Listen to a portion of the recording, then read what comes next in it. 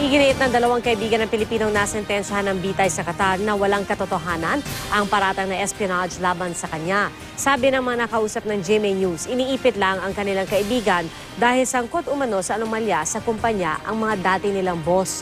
Nakatutok si JP Soriano. Dalawang Pilipinong sinampahan ng kasong terorism sa bansang Qatar ang eksklusibong nakausap ng GMA News. Kabilang sila sa siyam na Pilipinong naaresto noong March 28, 2010. Ang paratang sa kanila, sangkot daw sila sa pag-eespiya o espionage. Iginiit ng dalawa na hiniling munang hindi ipakita ang kanilang muka na walang katotohanan ang mga paratang. We know na itong mga tao to innocent. Hindi talaga sila spy. They don't need to become a spy, and they don't need spying for the Philippines. No? They love their job. They are good citizens even in our country, and doon sa Qatar, wala silang ginawang masama. Magkakaibigan daw sila at mga pastor ng isang Christian church doon. Ang isa sa nakapanayam namin, driver ng Pilipinong nasentensyahan ng kamatayan. Giit niya, hindi raw sila kumuha o nagbenta ng sensitibong impormasyon mula sa kumpanyang Qatar Petroleum.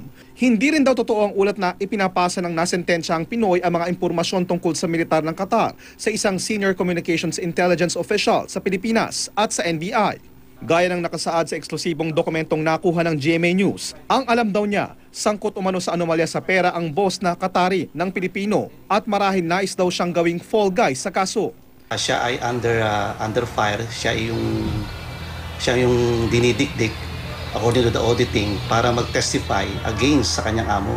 They need to level up the accusation against him from the administrative to the national security level para talagang ikang madiin siya. Hinala pa ng mga naarestong Pilipino sadyang itinaas sa espionage ang kaso upang hindi madamay ang ilang Qatar nationals na sangkot sa sinasabing anomalya sa kumpanya. Ang dalawang Pilipinong nakapanayam namin, 75 araw daw nakulong. At kahit may 4 na taon na ang nakaraan, sariwa pa sa kanilang alaala ang kanilang pinagdaanan. Binitin ako ng patiwarik na kung saan yung talampakan ko, hahampasin po ng stick. Pinasquat nila ako pag ako ay nagkamali sagot, tinatadyakan ako, sinusuntok ako. And think about ako sa inyong poses, every time nagbabagsak ka, sisikip yun. No? Hanggang sa almost hindi ko na maramdaman yung kamay ko. Naabsuelto sila noong July 1, 2010. Sila naman ang sumusuporta ngayon sa mga kaanak ng 3 kaibigang naiwan sa kulungan. Sinikap ng GMA News na makuha ang panig ng DFA at NBI pero wala pa silang tugon sa ngayon. Nakikipag-ugnayan na rin kami sa Embahada ng Pilipinas sa Qatar at sa kanilang abogado. JP Soriano, Nakatutok, 24 Oras.